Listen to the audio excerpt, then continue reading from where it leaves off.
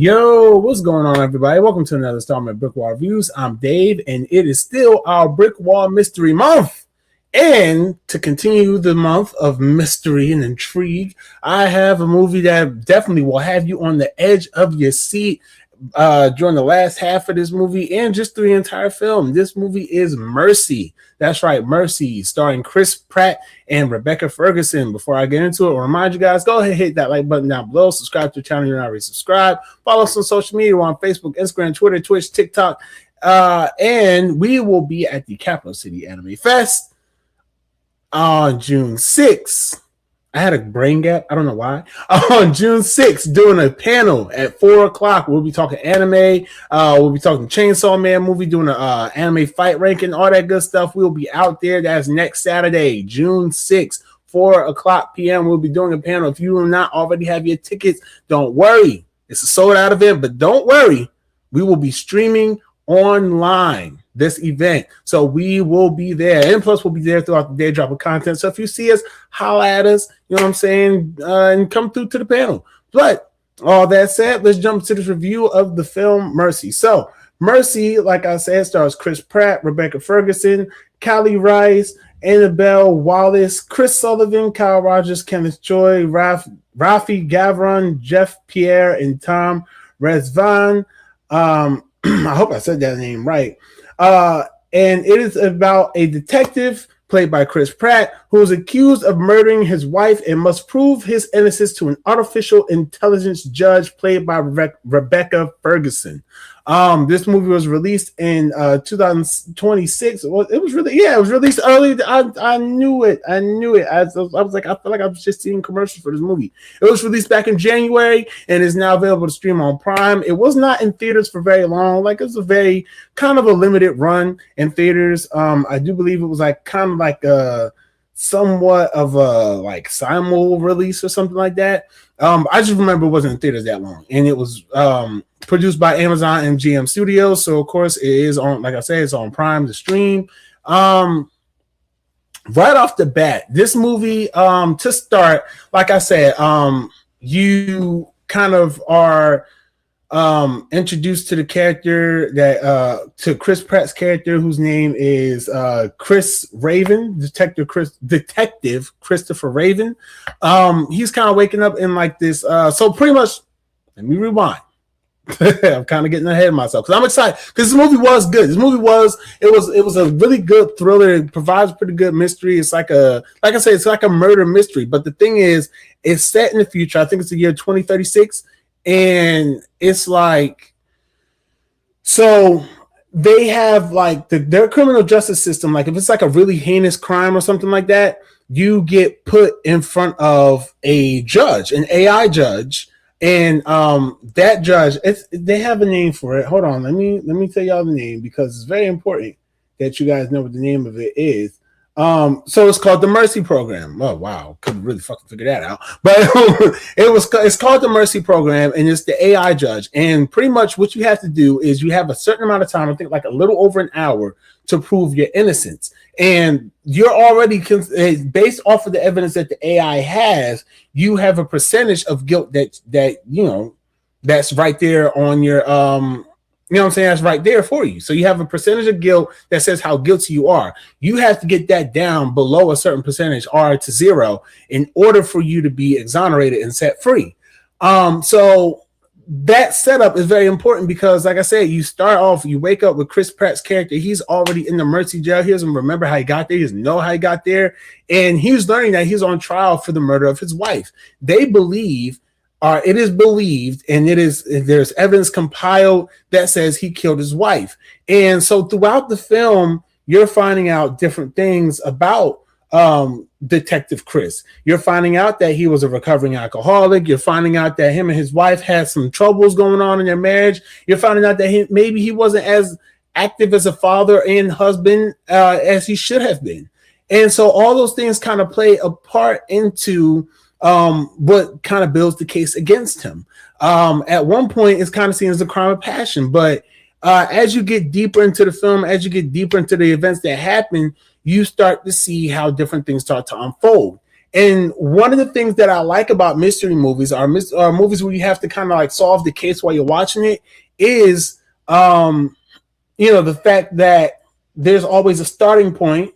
And in this case, there's a lot that goes that says, yo, he's guilty. He did that. He might have done that. He might have had a hand in it. But because you go through, not just because you're an audience member watching the film, but just because you see different things start to unfold, it's like, hold on, maybe that wasn't it. And the thing about this movie is that Detective Chris, he's like, yo, listen, it's like at some points he points out, yo, it's a gut feeling, but the AI, it's to go by facts. And that's what the AI says. And one of the cool things about it is that the AI is able to reach into different pieces of relevant information. Like anything that has a digital footprint is what the AI system is allowed to reach into, is allowed to pull up, is allowed to cross-reference, everything like that. So you have all these tools at your disposal, and it's just you in there. There's nobody else. There's just you and that AI judge. And like I said, you have all these tools at your disposal. You're your own lawyer. You're your own investigation team. You are your own, you know what I'm saying?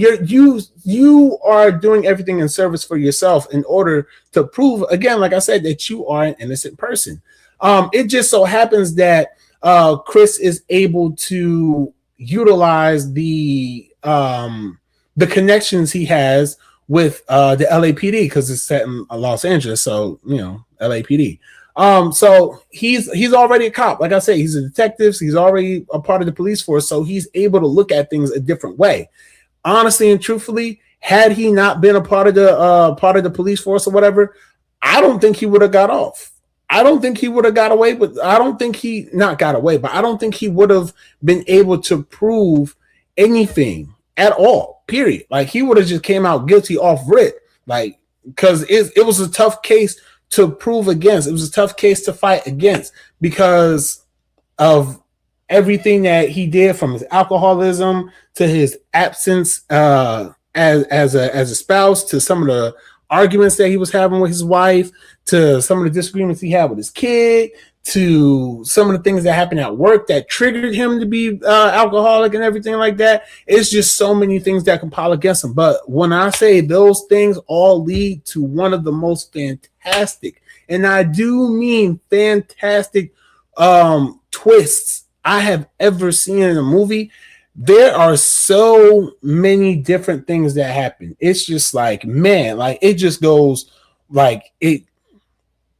Like the twists just start coming at one point. And like I said, I'm not going to spoil it. Y'all know me. I don't really want to spoil anything, but it's like there's one twist here, and then that leads to another one, and that leads to another one. That leads back to this moment, which then goes and gets referenced again in this moment. It's such a thrill ride, and I do love that. I did have fun watching that. I enjoyed it. And just trying to, and there's a surprise twist at the very end, not the very end, but at the end of it, that just like had me like, yo, this is wild. Like it was really dope. Like I don't really, like I said, it's a very intimate film, so you don't really have. I know I listed off a lot of cast members, but you don't really have that much presence from a lot of people. It's definitely more so focused on the fact that he's in this room and he has to talk to his AI system, and he has to tell the AI, like I say, he has to tell the AI that he, well, not tell, but he has to convince the AI that he is innocent based solely on facts. Like what, like, hey, does this, without the shadow of a doubt, beyond reasonable doubt, does this prove that you are innocent? Right? I hope I said that right. Reasonable doubt thing. I hope I said that right. But it's like, does this prove that you're innocent? Does this prove that you didn't do it? Does this prove that you were at this place? Does this bring your percentage of guilt down? And it was so many moments where you would think that, okay, well, there's definitely no way that he's still seen guilty after that, right? But like the percentage only moves just like a half a point. And you're like, wow, like that wasn't enough. But like I said, if it wasn't for his connections with the LAPD and the fact that he was a detective, he would have been like at 100% the entire time and just rose to 120, 130, 140. He'd have just ran the clock down at that point, and he'd have never been seen as innocent. And then especially with everything that transpires with the twist and who the actual killer was and all that stuff like that, like it's a lot. It's a lot, and it's really, really good. I don't know. I don't really have much. Like I said, it's a very intimate film, so there's not too much to say about it. But I mean, like that's pretty much the gist of it. When this was released, critically, this has 24% on Rotten Tomatoes, 82% on Fandango, and 6.2 out of 10 on IMDb. So you do see that the reviews are all over the place. I do remember people kind of saying like it doesn't really reach the heights that it needs to. Some people didn't agree with how the AI was. I don't know. There was different opinions on it that I did see when I was looking into this movie. But as for me, I definitely think that this movie was like, because at first it does kind of move a little slow-ish. But once you kind of get deeper and deeper into the case and deeper into the things that were going on that led to the murder of his wife, it's like, wow, like that's something. When you see the different pieces of the different cameras and the different phone accesses and all that stuff, when you see all that different stuff and how it comes together to play a part in proving whether or not he's guilty or innocent, it's just like, wow. Like it really had me going, especially like the last 20 minutes in the movie had me on the edge of my seat. No lie. I'm not just saying that. Just say it had me on the edge of my seat. And by the end of that movie, I was like, whoa, my gosh! Like I was sitting here trying to solve the crime too, and I just couldn't figure it out. Like, oh my gosh, I would have never guessed that. So, and I like that in the mystery. I like that in a good mystery. So, I already listed the ratings. From the big sites, big names. My rating for this film, though, I give this about a solid 4 out of 5 stars.